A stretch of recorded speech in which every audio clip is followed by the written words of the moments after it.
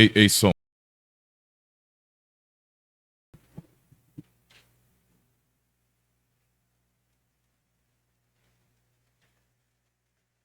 Bem, meus queridos irmãos, vamos dar continuidade então à nossa série de aulas, dessa vez abordando, não é, este tema, o que Jesus disse sobre a fé salvadora. Por isso que eu dei de João 8, onde nós temos justamente esse debate, não é, que tem a ver com fé.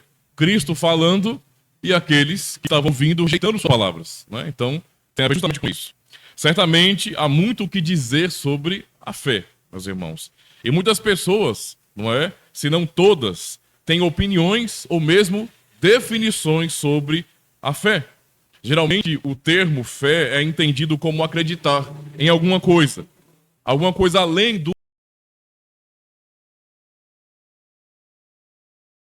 natural, né? Então, tudo que tem a ver com confiança ou crenças particulares no sobrenatural, ou até em um conjunto de crenças, digamos assim, na sociedade atual, culturalmente, se entende como fé.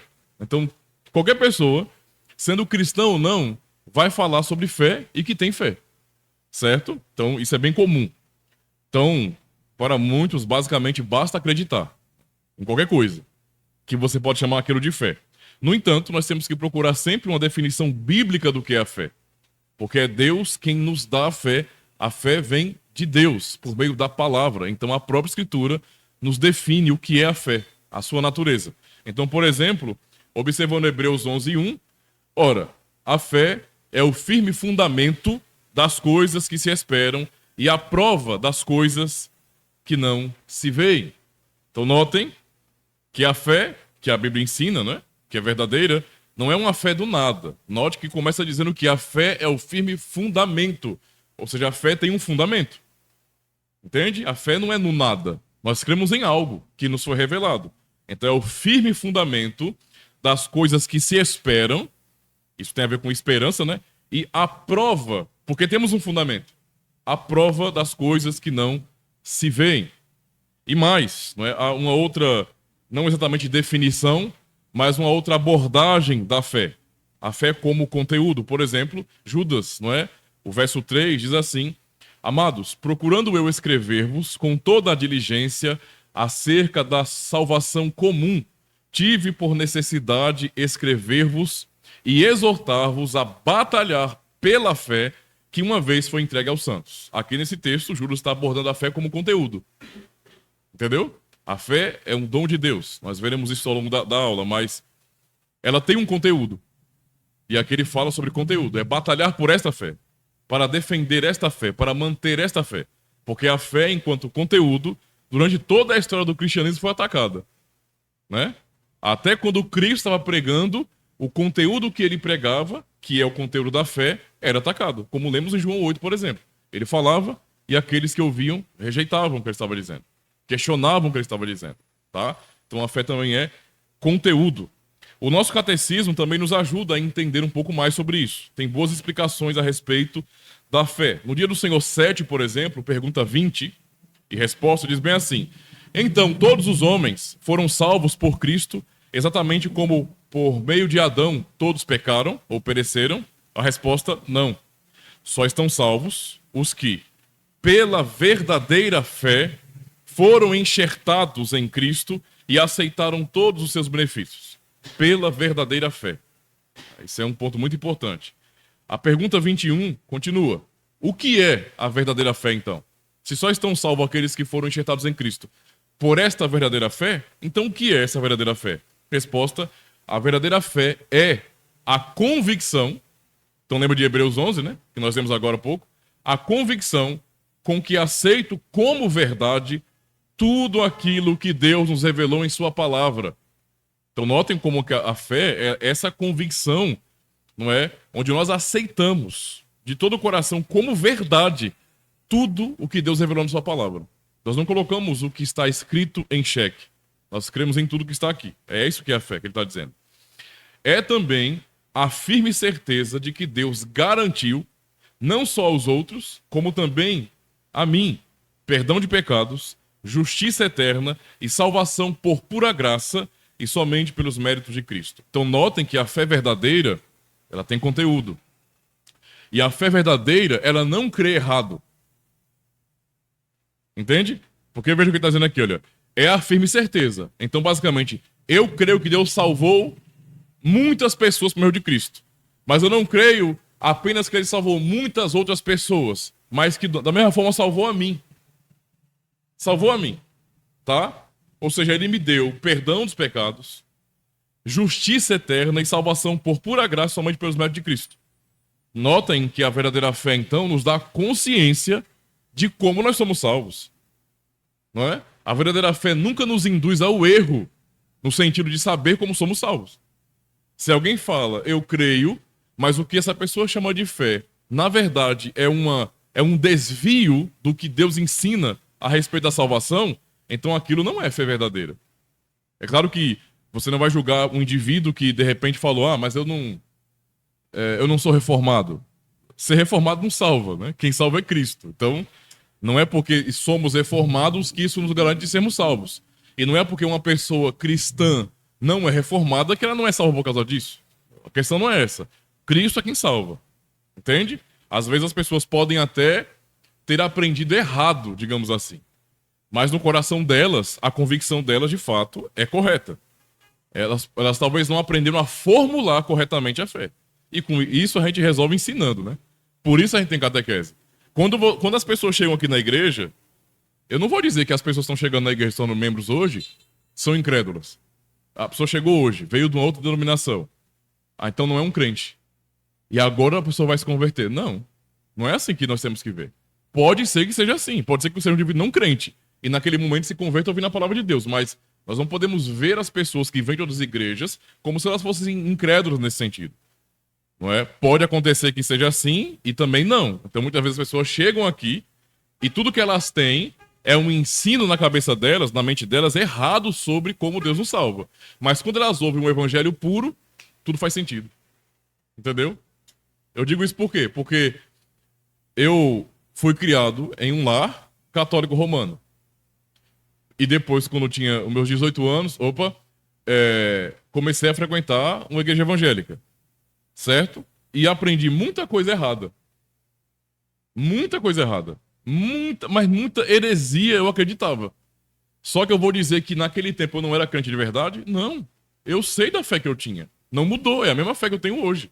Só que lá eu não tinha conhecimento, não tinha maturidade, não tinha acesso a ensino verdadeiro e hoje eu tenho. Né? Então, isso é bom entender para nós não sermos tentados a julgar as pessoas que não são reformadas, tá?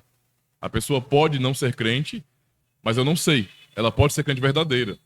Por isso a gente não tem que se apressar e por isso que nós não devemos tratar jamais pessoas de outras denominações como se não fossem crentes. Se as pessoas vêm até nós, nos respeitando, nos dando a paz do Senhor, vamos responder. Não é tipo, não, mas ele é de uma igreja pentecostal. É de uma igreja neopentecostal. É de uma igreja... Não, não, não. A paz do Senhor, pastor. A paz do Senhor, irmão. A paz. Deus abençoe. Vamos responder com o mesmo respeito e carinho também. A paz do Senhor, meu irmão, Deus te abençoe. Tem que ser desse jeito. Porque eu não sei quem são aquelas pessoas. Agora, é muito diferente se aquelas pessoas chegarem até vocês, perguntarem a razão da fé de vocês e que igreja é essa, e que doutrina é essa. Vocês falarem, não, nós somos cristãos reformados, não acreditamos que a salvação é só do Senhor, vem só do Senhor, e é Ele quem nos salva por sua graça, nós não cooperamos em nada, e a pessoa vai retrucar você e vai dizer bem assim, não, você está errado, varão. Você está errado, varoa.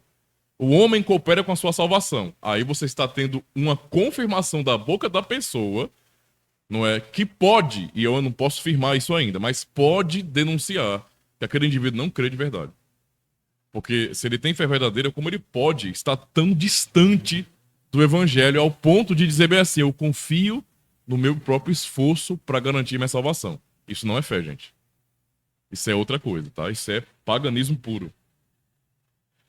A pergunta 22 ainda. Então, no que um cristão tem de acreditar? Resposta: em tudo que nos está prometido no Evangelho e que nos são ensinados resumidamente pelos artigos da nossa fé cristã universal e indubitável. E a pergunta 23 e resposta, qual é a resposta da pergunta 23? Só olhando para aí, para essa resposta daí. Qual seria a resposta da pergunta 23? É bem lógico isso aí.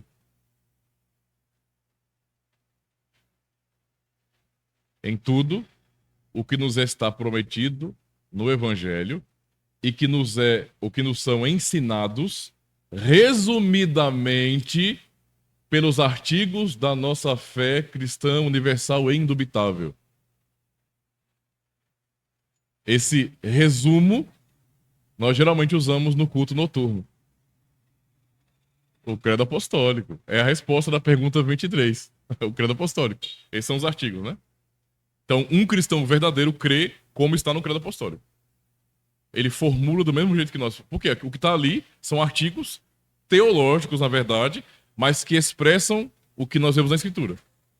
Um cristão genuíno, independente se ele vai ser reformado ou não, ele vai crer naquilo ali. De verdade, tá? De verdade. Muito bem. Deixa-me avançar aqui. Então, apesar de lermos aqui do nosso catecismo boas explicações sobre a fé em termos de natureza e de origem e tudo mais, o nosso objetivo com essas aulas, né? Paz, pastor?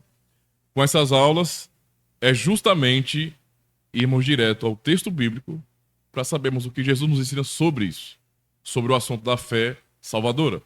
E aí, mais uma vez, já lemos o versículo, né, no capítulo inteiro lá, mas João 8,47, quem é de Deus, escuta as palavras de Deus. Por isso, vós não as escutais, porque não sois de Deus. Né? O debate lá com os líderes, os judeus. Por essas palavras, Jesus condena a incredulidade dos perversos. Então, essas palavras de Jesus, elas são palavras de confronto, né? Ele está sendo contundente com aqueles que estavam rejeitando suas palavras. Ele está condenando a incredulidade, porque ele estava falando e eles estavam retrucando. Não, mas isso, não, mas... Ele está dizendo, explicando, e eles estão rejeitando tudo. Então ele está condenando. Por quê? Porque a rejeição do que Jesus está ensinando é incredulidade. Quando o assunto tem a ver com fé, isso é um ponto muito importante, irmãos, não cabe a nossa opinião. Não é um assunto qualquer. Não é tipo, vamos falar sobre sociedade. Falar sobre sociedade gera muito debate e faz sentido. Pessoas podem ter visões diferentes sobre a sociedade. Entendeu? Visão diferente. Há pessoas, por exemplo, que entendem que deveria haver sempre uma ênfase maior na assistência social, no social. Outros não, no individualismo. Outros procuram tentar entender de uma maneira um pouco mais equilibrada. Paz, meu irmão. É normal isso aí. Porque são assuntos que não tem a ver, não estou dizendo que estão fora da nossa fé, não. Né? A nossa fé abrange tudo.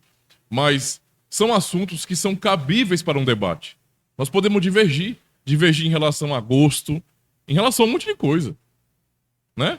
Hoje em dia se debate até sobre filme, sobre desenho. Você tem debate sobre isso, né? Pessoas que gostam de certo desenho, ou certo filme, ou certos personagens.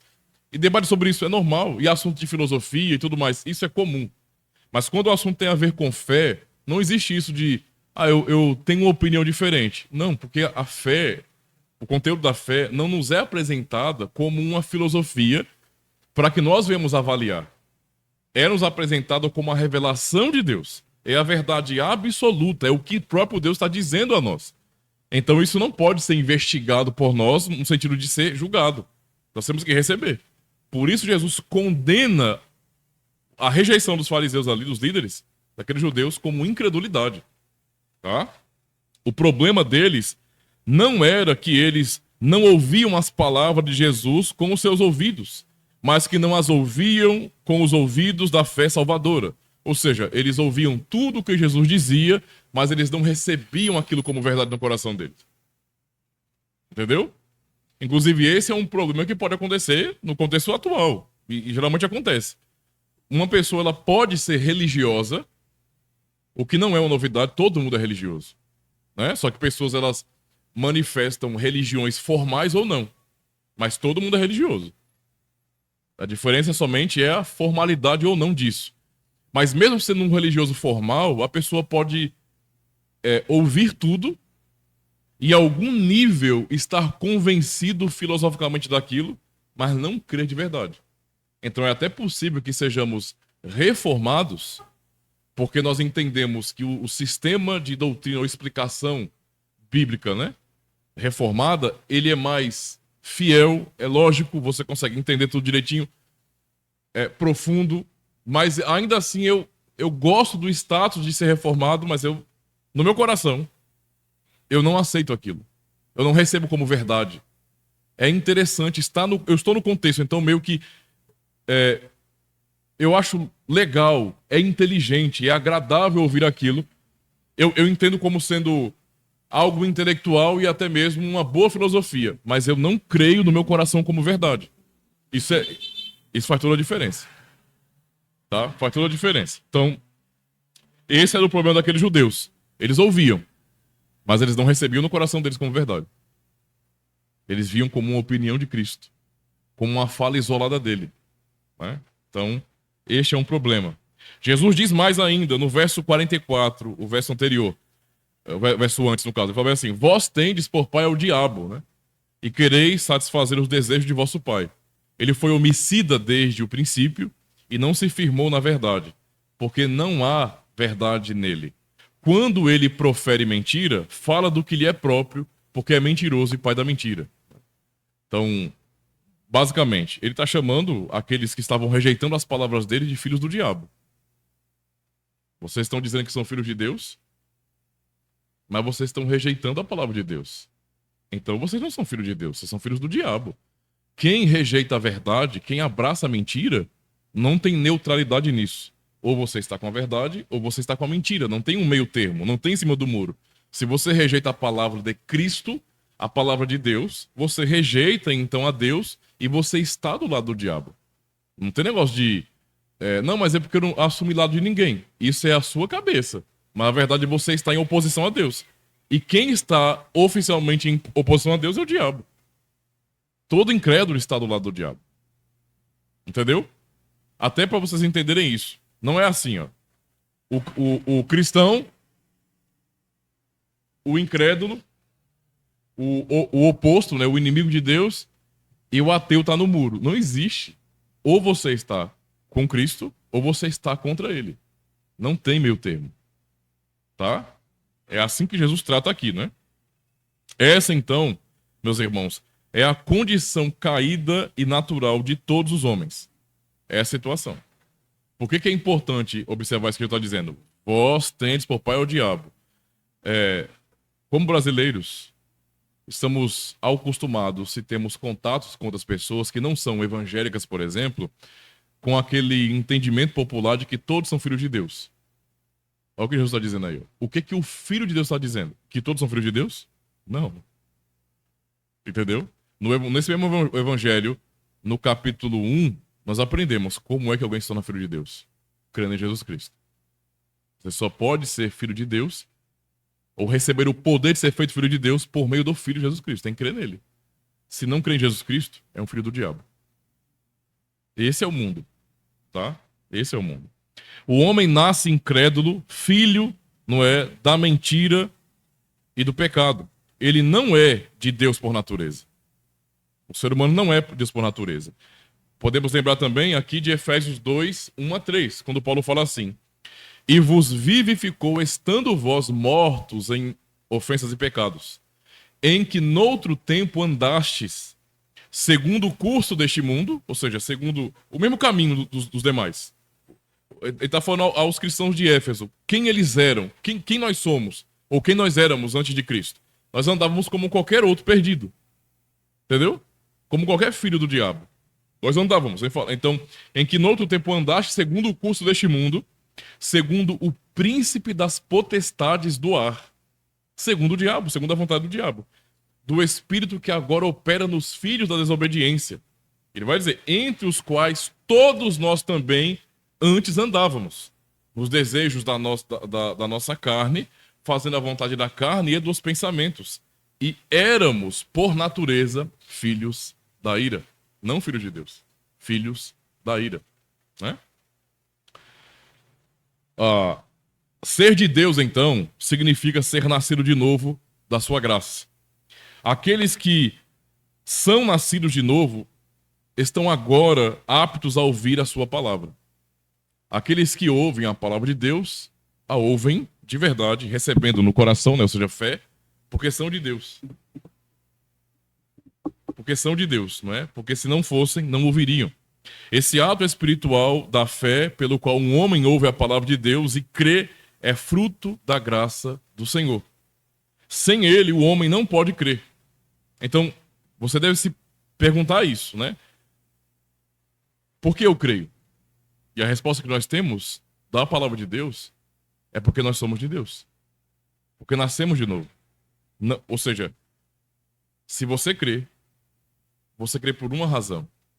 Você está vivo espiritualmente. É por estar vivo espiritualmente que você crê. Entende?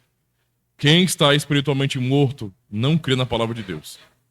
Deus proclama esse poder da fé para ativar a atividade espiritual pela obra poderosa de Cristo por meio da sua palavra. Jesus disse, podemos lembrar desse texto também, Mateus 11, 27, todas as coisas me foram entregues por meu Pai, e ninguém conhece o Pai senão o Filho, e ninguém conhece o Filho. Aliás, conhece o Pai senão o Filho? Perdão, conhece o Filho senão o Pai, invertendo aqui, né? E ninguém conhece o Pai senão o Filho, e aquele a quem o Filho quiser revelar. Ou seja, conhecer a Cristo é revelação. Entendeu? Não é fruto de conhecimento natural. Tá? Saber de alguém chamado Jesus, acreditar que na história um homem chamado Jesus fez discípulos e anunciou palavras, isso qualquer um sabe. Qualquer um sabe. Né? Você comprova isso historicamente, cientificamente. Isso não quer dizer muita coisa. O ponto aqui é você crer neste homem que andou aqui como o Filho eterno de Deus e Salvador. Isso é revelação. É possível, então, que você saiba quem uma pessoa é sem saber quem ela é. Eu vou dar um exemplo para vocês. Pra vocês entenderem como isso é básico. Certo. Sabe, imagine, pessoas que não conhecem vocês aqui. De repente, vamos lá, vou pegar o exemplo Luiz. Sabe quem é o Luiz? Sei, aquele rapaz da igreja. Então, a pessoa diz que sabe quem é o Luiz. E associa ele à igreja. Isso é uma verdade? É. Mas dizer isso significa dizer que o indivíduo conhece de fato o Luiz? Não, né? Entende? O conhecimento dele é raso, é muito mais externo. Ele sabe que aquele rapaz chama Luiz e que ele está numa igreja, logo ele é um cristão. Mas ele não sabe quem ele é. Ele não sabe os valores pessoais dele. Ele não sabe quem ele é de verdade. Exatamente. Parece uma coisa antagônica, mas não é. Isso é realmente assim. Conheço, mas não sei o que é. Parece contraditório, mas não é. De fato. Né? E no caso aqui, com Cristo é do mesmo jeito. As pessoas sabem que Cristo é na cabeça das pessoas, o fundador do cristianismo, no caso, né, assim que eles pensam, né, o grande líder da igreja cristã, o cabeça do cristianismo, e que ele disse que é filho de Deus. Então eu popularmente falo que ele é o filho de Deus, mas eu não sei quem ele é de verdade. Não sei. Eu não o conheço pessoalmente, de verdade. Né? E você só pode conhecê-lo de fato se você tiver um relacionamento com ele. Assim como o exemplo que eu dei agora, alguém só vai conhecer o Luiz se tiver uma amizade com ele, um relacionamento com ele. Tiver tamanha proximidade com ele para conhecê-lo de fato. E assim com cada um de nós. Assim é com o Senhor Jesus também. Só que esse conhecimento de Jesus, ele é revelação. Não dá para você ter esse conhecimento de maneira natural. Isso é um ponto importante aqui. Jesus precisa, então, revelar a si mesmo, né? E ao Pai, para que as pessoas possam crer. Sem essa revelação, ninguém crê. Ele faz isso através da palavra e envia pregadores para isso. Tal que essa palavra possa produzir fé nos corações das suas ovelhas. Portanto, ele ora, por isso que ele orou. Isso aí, ó. João 17, verso 20. E não rogo somente por estes, os discípulos que estavam ali, mas também por aqueles que pela tua palavra hão de crer em mim. Notem como há uma dependência absoluta do conhecer a Jesus de verdade com a palavra. Não tem como eu conhecer a Cristo sem a palavra de Deus. É a palavra de Deus que ele usa para me revelar o Filho. É só assim. Entendeu?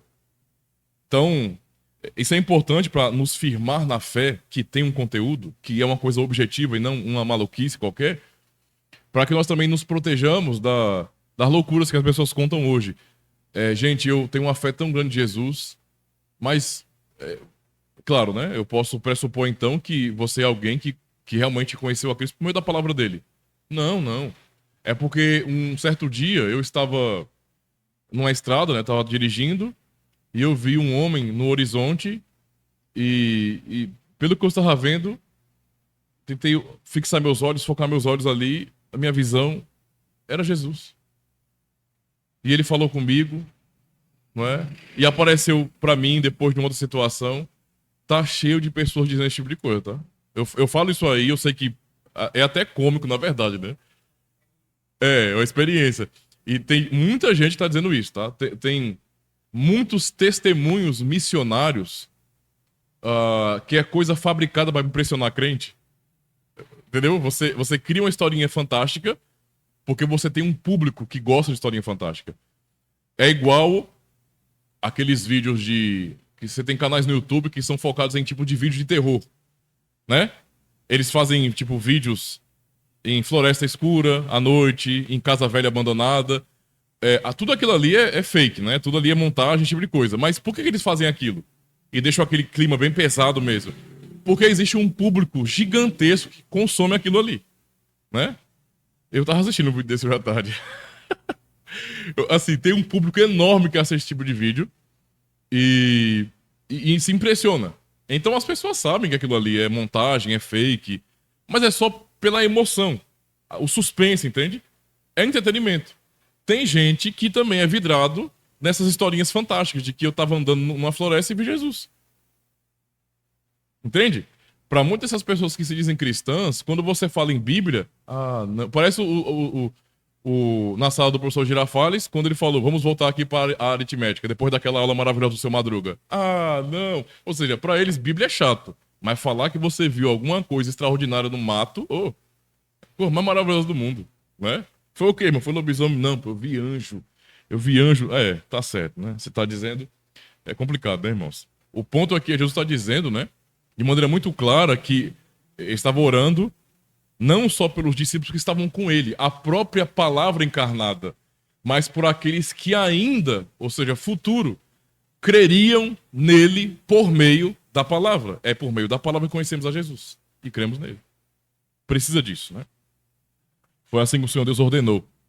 Então, por meio da pregação fiel da palavra de Jesus, ou da palavra de Deus, Jesus fala a nós e opera o amor de Deus pela fé em nossos corações. Ele disse mais, não é? Verso 26 de João 17.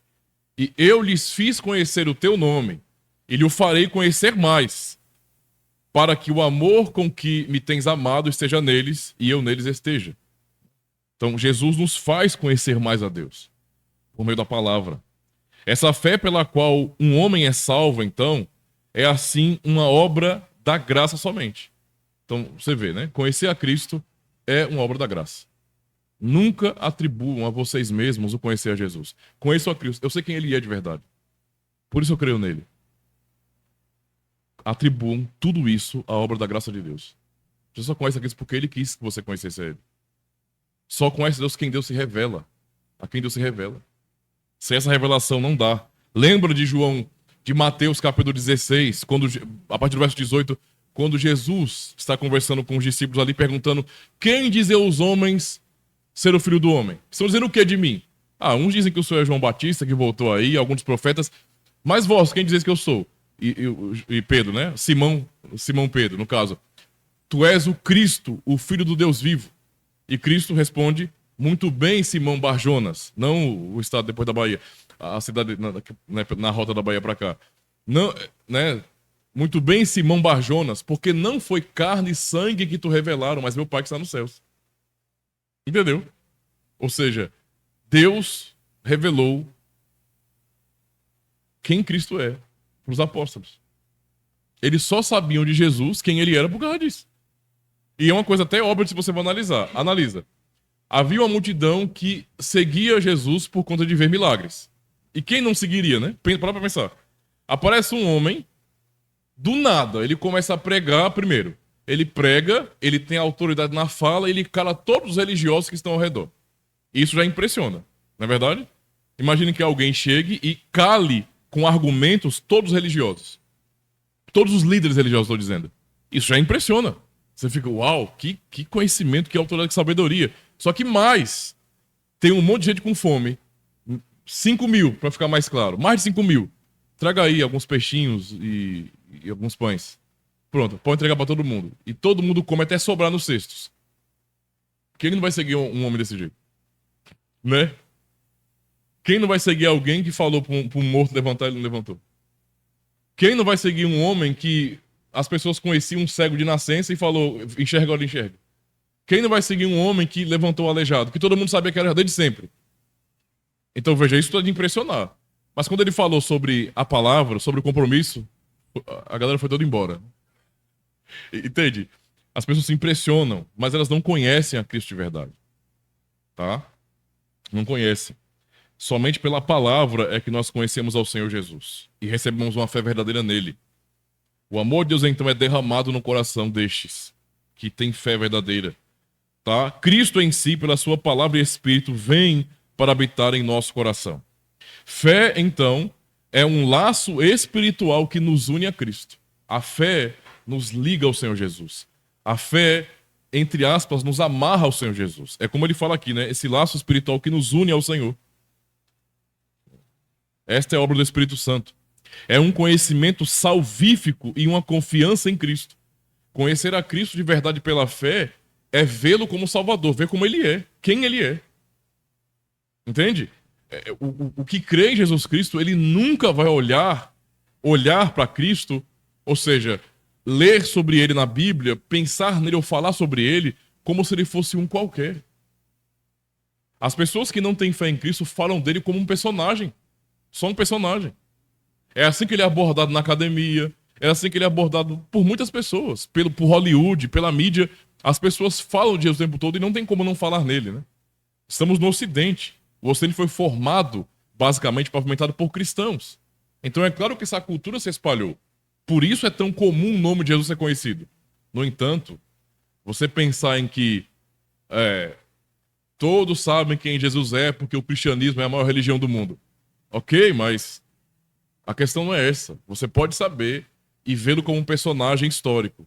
Mas quando você de fato o conhece, você não vai mais olhar para ele como olhava antes, como um mero personagem histórico, mas como Deus. Você não vai pensar nele de maneira abstrata, simplesmente, subjetiva. Você não vai pensar nele como se fosse um personagem da fantasia ou que está apenas no coração de alguém. Você sabe quem ele é, onde ele está, o que ele faz e que ele vai voltar. Ele é o Salvador. Tá? Esta é a convicção de quem de fato crê em Jesus Cristo. É um conhecimento salvífico, então. Portanto, Jesus diz, mais, né? Cadê? Aquele que crê no Filho tem a vida eterna, mas aquele que não crê no Filho não verá a vida, mas a ira de Deus sobre ele permanece. Permanece. Então, presta atenção nisso. Aqui Jesus não diz que aquele que crê no Filho terá a vida eterna. Perceba que ele não fala no futuro aí. Ele não pensa em algo futuro. Embora salvação seja algo futuro, porque salvação refere-se a uma consumação, digamos assim, não é? Mas ao mesmo tempo salvação é agora. Entende? O que vai acontecer no futuro é o que já está acontecendo agora. O futuro só manifestará o que já é agora espiritualmente. Né? Pensa em Romanos 8. Um dia, quando o Senhor Jesus voltar, será manifesto a todo mundo quem nós somos. Todo mundo saberá que nós somos filhos de Deus. Cada cristão genuíno. Saberá. Ficará claro para todos eles. Hoje não é tão claro. Hoje, basicamente, o que mais nos distingue na sociedade em relação a sermos cristãos é frequentarmos uma igreja. E aí, as pessoas nos veem com Bíblias indo para a igreja, para os cultos, então sabem que eu sou um crente.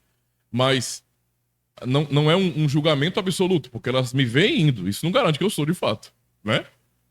No meio do ajuntamento dos cristãos, há verdadeiros e há falsos. Né? Até psicopatas podem entrar no meio de uma igreja. Né? E psicopatas podem chegar no meio da igreja e pegar todo o trejeito do crente, né?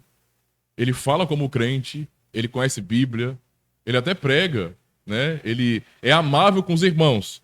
Só que aos sábados, a partir da meia-noite, ele está matando alguém, né? Então, isso acontece, irmãos, não é brincadeira não. Então, estar numa igreja local, visível, não é garantia de que nós somos crentes de verdade. No entanto, não é? O fato de sermos verdadeiramente crentes no Senhor também não é algo tão manifesto no mundo, porque nós não agimos perfeitamente como filhos de Deus. Eu ainda peco no meu coração e nas ações. E enquanto eu peco assim, enquanto eu tenho imperfeição, não está manifestado que eu sou filho de Deus. Eu sou, né? Mas há ainda um caminho a ser percorrido, o qual o próprio Espírito Santo nos levará nesse caminho, nos moldando, para quando Cristo voltar, sermos transformados de uma vez por todas à imagem de Cristo. Um dia seremos exatamente como o Senhor Jesus. Olhar para Jesus é olhar de certeza para um filho de Deus. Olhar para nós, não. Por quê? Porque eu peco. Jesus não. Então tá nítido que ele é filho de Deus. Eu não. Alguém pode me questionar. Não se sinta tão triste se alguém questionar um dia a sua fé. Você é crente de coisa nenhuma? Que crente é esse? Isso pode acontecer, irmãos. E nos magoar. Mas a verdade é que eu não sou perfeição. Eu não sou perfeito. A minha vida não manifesta a minha filiação a Deus de maneira perfeita. Não é nítido, não é claro assim, não é tão óbvio que eu sou filho de Deus, não. Eu tenho que dar testemunho e alguém pode perceber, dizer bem assim, não, esse rapaz é um crente de verdade. Ele tem um testemunho diferente. Mas essa pessoa que me viu testemunhando da minha fé de verdade e que glorifica a Deus por conta disso, amanhã ela pode ficar um pouco chocada porque me verá pecando. Entendeu? Às vezes pode ser comigo, a situação comigo. A pessoa de repente me vê como uma pessoa crente de verdade e de fato eu sou. Mas de repente numa situação qualquer de discussão, um assunto polêmico, nós começamos a discutir e eu chego a ser muito mais firme, né? Fala mais alto, mais grosso. É isso e acabou. E a pessoa ficar um pouco assustada comigo e pensar: eu pensava que essa pessoa era tão piedoso, tão cheio de amor. Eu o via como um filho de Deus assim, mas agora eu vejo que ele é tão pecador, mas é isso que eu sou. É isso que nós somos pecadores. Então, enquanto estivermos aqui, nessa situação atual, seremos questionados, tá? E com razão, porque nós fomos falhos mesmo. Mas quando Cristo vier, aí não. Aí alcançaremos esse status. Então, só reforçando aqui, né? Aquele que crê no Filho tem a vida eterna. Apesar de a manifestação disso ser no final, né? Ele disse que nós temos já, agora, a vida eterna. Devemos confiar nisso. Não duvidar de forma nenhuma das palavras dele. Tá? Então, notem até isso aqui. Tá? Observe que, basicamente, o que é ensinado aí é que crer, e quando eu falo crer, eu estou me referindo à fé verdadeira. Crer é ter a vida eterna desde já. Entendeu? Se você é crente, esta fé significa a vida eterna desde já para você. Ok? Isso é um ponto que tem que ficar fixo no seu coração. Fé é a vida eterna em si operando em nós. Tal que aquele que tem fé tem vida eterna e, portanto, também a terá em sua perfeição. Então é garantido. Se esta é a verdade para nós hoje, aquele que crê no Filho tem a vida eterna, então o fato de um dia provarmos disso em sua perfeição é perfeito e imutável. Vai acontecer. Não tem como desligar uma coisa da outra. Entendeu? Se eu tenho fé, eu estarei lá. Por isso que eu posso ler, por exemplo, o livro do Apocalipse. Para quem não crê, isso parece loucura. Eu posso ler Apocalipse como eu citei Apocalipse 20, né, a partir do verso 15, no último sermão da noite, eu posso ler aquele texto de Apocalipse, e depois, Apocalipse 20, 21, 22, sobre o juízo final, e dizer bem assim: naquele dia, eu posso dizer isso hoje, porque eu creio em Jesus Cristo de verdade. Posso dizer hoje, cada crente verdadeiro pode dizer isso também.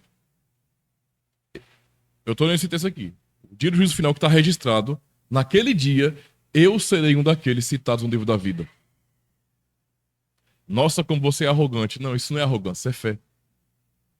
Eu não coloco em xeque o que o Senhor me diz. Eu duvido de mim. Eu duvido do mundo. Eu duvido das pessoas, mas não de Deus. O que ele disse é a verdade. Eu creio que eu serei chamado, citado no livro da vida. E sim, toda aquela glória do novo céu e nova terra, toda aquela glória de uma cidade perfeita onde Deus habitará com os homens, eu verei aquela glória. Eu entrarei lá. Eu posso ter certeza hoje. Porque ele disse: aquele que crê no Filho tem a vida eterna. Não terá, mas tem. Já. É isso. Nós não cremos merecer a vida eterna. Tá? Então, presta atenção nisso. Fé não é a causa ou o fundamento da salvação. Isso é até importante, tá? Porque pode parecer isso, que o que nos salva é a fé. E o tema da lição de hoje é a fé salvadora, né? O que Jesus disse sobre a fé salvadora. Mas não é a fé que nos salva. O fundamento da nossa salvação não é a fé. Eu sei que parece, né? Porque nós somos de fé salvadora. Somos salvos pela fé ou por meio da fé. Mas o que nós queremos dizer com isso não é que a fé nos salva. O fundamento da salvação é a própria fé em si. O fundamento da salvação é Cristo. Entendeu? Então a fé só é, de fato, verdadeira e salvífica nele. Não é a fé pela fé, mas é a fé em Cristo. E isso é o ponto aqui. Tá? Então, não é só dizer que tem fé e acabou. Ah, Deus ama pessoas de fé. Deus vai salvar pessoas de fé. Não é fé no quê, meu amigo? Fé em quê? Em quem? Porque se a fé não foi em Cristo, não é fé. Deus não considera isso. Tá? Então, fé não é a causa ou o fundamento da salvação. Não é? Se fosse assim, então nós poderíamos dizer que a salvação é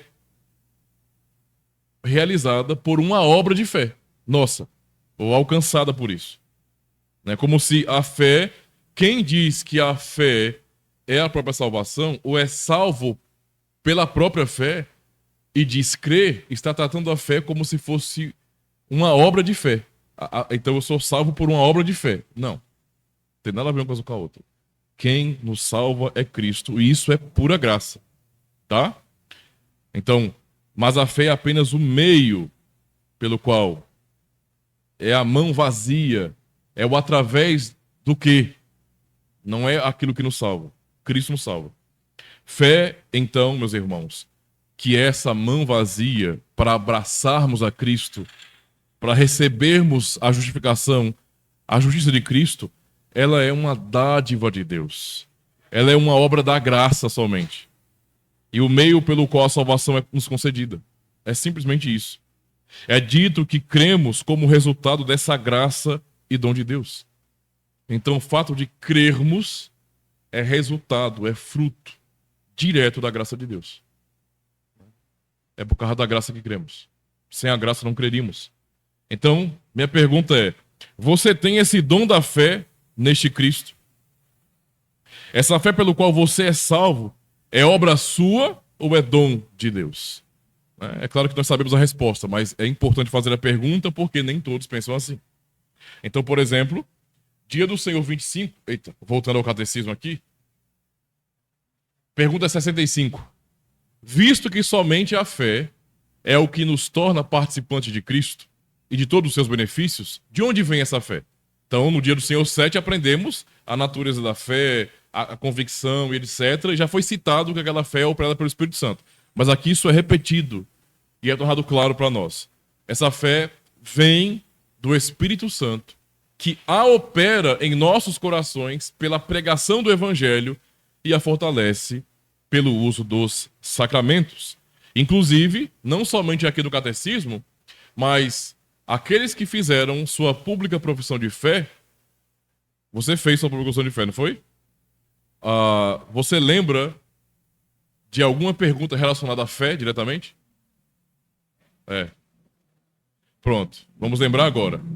A pergunta 8 diz assim: você crê que sua fé é dom de Deus, que o Espírito Santo operou esta fé em você por meio da palavra e que ele habita em você? Isso é perguntado, não é? Para reforçar na mente daquele que faz a pública profissão de fé e da igreja que está vendo, acompanhando aquilo, e até de visitantes que estão ali também acompanhando, testemunhando, o que nós cremos.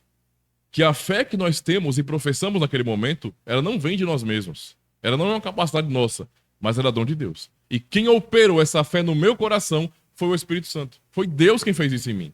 Se ele não fizesse isso em mim, eu nunca creria em Jesus Cristo. Jamais creria nele. Eu o veria apenas como um personagem, não como o Filho eterno de Deus Salvador, e que me salvou de verdade, né? Então, nunca devemos atribuir a fé a nós mesmos, a nossa capacidade, e nem dizer que a nossa fé, isso os arminianos ensinavam diretamente, que a fé é uma mera capacidade humana. Basicamente, é apenas a atitude derivada do livre-arbítrio. Eu, com a minha capacidade, a minha liberdade total, independente de Deus, né? Eu tenho essa independência absoluta, eu posso mover a minha própria vontade e crer. Porque fé, para mim, é só uma questão do intelecto. Está totalmente errado. Fé é dom de Deus. Então vamos para a nossa conclusão. Em primeiro lugar, então, todos são chamados ou ordenados a crer. Não crer é pecado, pois é rejeitar o Filho de Deus. E quem o rejeita permanece nele, no caso, né, a ira de Deus. João 3:18, João 3:36. São os textos aqui, né? Quem crê nele não é condenado, mas quem não crê já está condenado, porquanto não crê no nome do unigênito Filho de Deus. E o 36, aquele que crê no Filho tem a vida eterna, mas aquele que não crê no Filho não verá a vida, mas a ira de Deus permanece sobre ele. É o mesmo capítulo onde Jesus está tratando, e a gente sempre vê que Jesus condena a incredulidade. Toda vez que alguém rejeita as palavras dele, está rejeitando a Deus, ele condena isso. Então, entenda, irmãos, entenda. Não confundam fé com opinião, por favor. Porque se a fé for uma opinião, você vai ser obrigado a respeitar a opinião dos outros. Jesus tem... Vamos entender fé como opinião aqui. Jesus está respeitando a opinião de fé de alguém aí? Nem um pouquinho, né? Ele não está respeitando a opinião de ninguém aí. A gente tem que tomar cuidado com isso, porque às vezes nós queremos ser bonzinhos demais. E queremos ser mais bonzinhos do que Cristo aí. Porque achamos que fé é opinião, e não é. Ele condena isso. Por isso, é que eu falei aqui, né? Todos somos chamados a crer. Somos ordenados a crer. Então, não crer no Filho de Deus é pecado. Você está rejeitando Deus. Esse é o ponto aqui. A criatura não atender o Criador é pecado. O pecado é isso, tá? Se alguém ficar, mas como assim quer dizer que eu sou obrigado a crer em Jesus Cristo? Entenda. Entenda quem ele é e quem você é, quem nós somos. A criatura, ela está obrigada ao seu Criador. Obrigada. Tudo que Deus diz para ser feito e não é feito é pecado. O pecado é a transgressão da lei. Se Deus diz algo e o ser humano não faz, o ser humano está em pecado. O que foi o pecado de Adão? Foi Adão descumprir o que Deus ordenou. É simplesmente isso. O que Deus nos ordena? Para a nossa salvação, crer em Jesus Cristo. Não crer é pecado. Nós sabemos que o dom é dele. Eu não posso crer se Deus não operar em mim. Mas a responsabilidade moral está em mim ainda, como estava em Adão, por exemplo. Eu sou chamado a crer. E eu ouço o evangelho para isso. Eu não quero. Eu não posso, mas eu não quero. Eu não tenho poder, mas eu não quero. A minha vontade não é anulada. O ser humano tem a sua vontade plena nesse sentido. Só que a vontade plena do ser humano é oposta a Deus. Porque o nosso problema não é problema de nos apresentaram uma ideia, uma filosofia, não. E nós discordamos dela. O nosso problema somos nós. Entendeu? Então, quando eu falo que a minha que eu não tenho poder, que a minha natureza não é capaz, eu não posso separar isso de quem eu sou. A minha natureza sou eu. Por isso que há muito tempo atrás, quando eu falei sobre isso, eu falei que nós não podemos separar jamais o pecado de nós. Aquela frase que tem um fundo de verdade, porém o que é verdade não se entende. Deus Deus odeia o pecado, mas ama o pecador. Isso é verdade, mas em nós. Mas não é uma verdade geral, porque Deus vai mandar o pecador para o inferno. E se você vai ler os Salmos, por exemplo, e outros textos da palavra, a Escritura, você vai notar Deus falando, né? Por exemplo, de maneira imprecatória, com ameaças de condenação. E não somente isso, mas o Salmo 5, que nós já cantamos algumas vezes aqui e lemos, é declarado: Deus odeia todos os iníquos. Ele destrói os mentirosos. O Salmo 1 também fala sobre isso. Os ímpios não vão permanecer na congregação dos justos. Ele vai derrubar todos. O Salmo 139, o Salmo 137, são salmos onde Deus está manifestando a sua ira e falando palavras de juízo contra os ímpios, dizendo: eu odeio os ímpios. Então a gente não pode confundir as coisas, tá? Não pode confundir as coisas. Por isso que é dito nos textos que a ira de Deus permanece sobre eles. Como é que você vai dizer que Deus ama alguém se essa pessoa é alvo de sua ira? Isso não faz o menor sentido. Quem não é alvo da ira de Deus são aqueles que são amados por Deus. Deus ama seus filhos. E veja como nós somos complicados, né? Porque isso pra gente pesa, né? Pesa. Nossa, isso é tão pesado. Deus ama seus filhos, mas o resto não. E vocês? Vocês amam todo mundo? Se houvesse alguém querendo sinalizar virtude, diria que sim, mas é mentira. Ninguém ama todo mundo aqui. Você ama quem tá próximo a você. E você é ordenado a amar o seu próximo. Quem está próximo de você, de verdade. Isso é literalmente isso, né? Ou seja, você ama os seus. E a maneira como você vai demonstrar amor pelo próximo, que não é da sua família, ou da sua igreja, ou é alguém próximo de você de verdade, é ajudando a pessoa quando ela precisar de você. Quando lhe for cabível ajudá-la, ajude, se ela precisar. Mas não é no sentido de que eu tenho esse sentimento positivo com todo mundo. Não. E ninguém é assim, na verdade. Mas quando falam em Deus, pronto. Aí Deus é obrigado a amar todo mundo. Por igual, né? Isso é viagem, né? Isso não faz sentido aqui. O ponto 2 da nossa conclusão. Não crer em Jesus Cristo é também não ser de Deus. Né? Então, se você ouvir alguém dizer: eu sou uma pessoa de Deus, eu só não gosto de igreja. Como assim, cara? Tá cheio de gente assim. Eu sou uma pessoa de Deus, tenho uma fé gigante, mas eu não suporto igreja. E é claro que se você for questionar, o indivíduo vai inventar um monte de desculpas. Porque a igreja só presta pra poder a pessoa estar com fofoca, porque é o pastor tomando o dinheiro do povo, porque vai encontrar um monte de defeito, como se ele fosse perfeito. Né? Perfeito sou eu, quem vai pra igreja é imperfeito. Não, ele é um safado, e é pior até do que tá na igreja. Eu já falei pra vocês uma vez e repito. Eu nunca fico do lado de quem tá fora da igreja. Nunca. Nunca, nunca, nunca, nunca. Não, porque a igreja é corrupta. Você está mentindo. Não existe igreja. A igreja não é corrupta. Denominações são. Podem falhar. Homens falham. A igreja não. Então, quer ver uma coisa que me dá agonia? É esses crentes modernos, né? Bando de Enzo, tudo no telinha. Esse crentinho ceboso que fica botando umas plaquinhas nas praças. Segue Rede Magoou. Vem aqui que eu vou te dar um abraço. Por favor, cara, deixa de frescura. Dá vontade de falar vira homem, rapaz. Que palhaçada é essa? Que guerra te magoou porra nenhuma? Se alguém que tem CPF pisou no teu calo, vai resolver com ele. A guerra não tem CPF, ela não pisou no teu calo. Pessoas fizeram isso. Vá se resolver. Vá dizer pra pessoa: você fez isso, eu não gostei, isso me magoou, fiquei com raiva. Me afastei porque você fez isso, eu não gostei. Eu não fui justiçado. Pessoas erraram. Então a gente tem que saber colocar os pingos nos is. Não ficar com o negócio de generalizar a igreja. Porque isso não existe, né? Denominações falham, sistemas falham. A igreja é de Cristo. A igreja é de Cristo. Tá? Esse é o ponto aqui. Então, quem não crê em Jesus, ou seja, não crer em Jesus é também não ser de Deus. João 8,47 é isso que nós já lemos, né? Quem é de Deus, escuta as palavras de Deus. Por isso, vós não as escutais, porque não sois de Deus. Sou de Deus. Quero igreja, quero Bíblia. Não, você não é de Deus. Você é um mentiroso. Eu não vou nem falar como Jesus falou, né? Porque se eu falar, vou me odiar.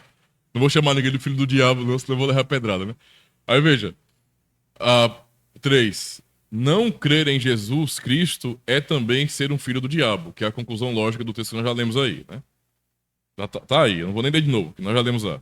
Porque ele pergunta, né? Por que não entendem a minha linguagem? Eu falo, e vocês só retrucam. Por quê? Porque esse é filho do diabo, essa é a realidade, né? Ponto 4, que é o final. A fé é um dom de Deus, operada em nós pelo Espírito, para podermos conhecer e crer em Jesus. Tá? E o texto é 1 Coríntios capítulo 2, verso 10 a 12, acompanhem. Mas Deus nos revelou pelo seu Espírito, porque o Espírito penetra todas as coisas, ainda as profundezas de Deus. Olha a pergunta de Paulo aqui, olha. Por quê? Qual dos homens sabe as coisas do homem, senão o Espírito do homem que nele está? O que ele quer dizer com isso? Que o homem apenas conhece a si próprio. E olhe lá, né? Né? E olhe lá. O que nós conseguimos conhecer é aquilo que é absolutamente natural. Eu vou jogar isso em outra área. Aí vem a pessoa e ela fala de ciência. E se ela fala de ciência, ela está falando daquilo que é natural. Na verdade, ciência estuda a natureza, é o natural. Né? São manifestações físicas, naturais. Tá tudo certo. Né? Tamo junto, vamos dar as mãos. Mas se você que diz que é cientista ou amante da ciência, abre a tua boca para falar de sobrenatural, meu amigo, eu não quero nem te ouvir. Vai pra lá. O que você sabe disso?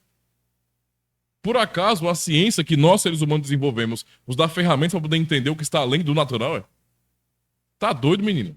Isso não existe, não. Ciência estuda o que é natural. Isso aqui é ciência, que tem física. Tá aqui. O que é sobrenatural não é cabível a nós investigar dessa forma. Por isso dependemos da revelação de Deus para poder entender. E aí o que ele está dizendo aqui é isso, né? Aí continuando depois da pergunta, né? Senão o Espírito do homem que nele habita. Assim também ninguém sabe as coisas de Deus, senão o Espírito de Deus. Mas, agora ele fala para a igreja, né? O diferencial da igreja. Mas nós não recebemos o Espírito do mundo, mas o Espírito que provém de Deus, para que pudéssemos conhecer o que nos é dado gratuitamente por Deus. Percebem aqui o que Paulo está dizendo? Nós só temos fé, só conhecemos a verdade, porque Deus nos deu o seu Espírito. É por causa do Espírito de Deus em nós, por sua ação milagrosa em nos regenerar, em nos dar nova vida, que nós conhecemos a Deus, que nós conhecemos a verdade. Inclusive, o que ele fala aqui, para que pudéssemos conhecer o que nos é dado gratuitamente por Deus. Nós só conhecemos a graça e cremos por causa dele. Entendeu? Então, analisa a questão lógica, o inverso. Se eu não creio e não confio de verdade na graça de Deus, mas eu acho que eu, de alguma maneira, faço de verdade, eu é que me garanto na salvação, isso não me foi dado. Por isso que eu não sei, eu não conheço, não creio. Por isso que é tão confuso para mim. Porque eu só conheço por conta da graça.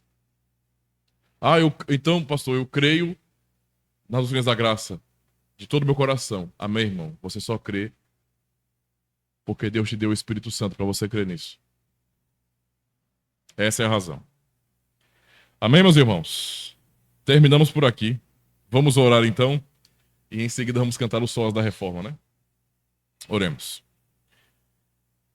Senhor Deus, nosso amado Pai, mais uma vez queremos te agradecer, Senhor, pelo teu santo ensino. Tua palavra nos traz clareza, nos ilumina o entendimento para que não venhamos ser enganados com este mundo. E para que venhamos confiar no Senhor Jesus. Confiar em Tua palavra somente. Não naquilo que pode surgir de nosso coração, naquilo que os homens falam, porque a Tua palavra é a verdade. É o que temos aprendido. E a fé salvadora, a fé que abraça Jesus Cristo com todos os seus méritos, a fé que é instrumento, que é a mão vazia pela qual recebemos a justiça perfeita de Cristo para a salvação. Ela nos é dada pelo Senhor. É dom do Espírito Santo operando em nós, por meio do Evangelho que nos foi pregado e que nos é ensinado constantemente. Te agradecemos então, ó Deus, porque tudo o que sabemos do Senhor, toda a confiança que temos em Ti e certeza, não é porque nós somos inteligentes, não é porque o nosso QI é muito alto, não. Nós somos apenas pecadores. Somente isso. Mas é porque o Senhor é gracioso, é bondoso, é porque o Senhor veio a nós e se revelou a nós. Por isso não podemos nos gloriar de forma alguma em nós mesmos, mas somente na cruz de Cristo. Obrigado, então, por mais uma vez nos ensinar, Senhor. Pedimos ao Senhor que nos abençoe, que nos guie cada vez mais pelo Santo Evangelho e nos edifique na fé verdadeira. Fortalece-nos e renova no Senhor sempre para amarmos a Tua palavra. Também abençoe os irmãos que acompanham agora pela internet. Ajuda-nos a continuar na batalha da fé para que mais pessoas possam despertar, conhecendo o puro Evangelho. Se são incrédulos ainda, então, ó Deus, nos usa para anunciarmos o Evangelho, para que assim o Senhor chame os Teus eleitos, os regenere, lhes dê nova vida. Se forem já crentes no Senhor, que estão no engano, usa-nos também para que a verdade chegue ao coração deles, e eles possam andar de acordo com a Tua vontade, na verdade, Senhor, e não na enganação do mundo, na religiosidade morta e falsa. Então assim, ó Deus, nos abençoe, abençoe a Tua igreja. Dá-nos um restante de noite tranquila, onde possamos descansar. E o restante de semana, Senhor, também providenciando tudo aquilo que é necessário para nós. Para que domingo, no dia do Senhor, possamos estar disponíveis, dispostos também, de todo o coração, para podermos Te adorar em espírito e em verdade. Muito obrigado por tudo, em nome de Jesus Cristo. Amém. Graças a Deus. Vamos cantar então os solas da reforma.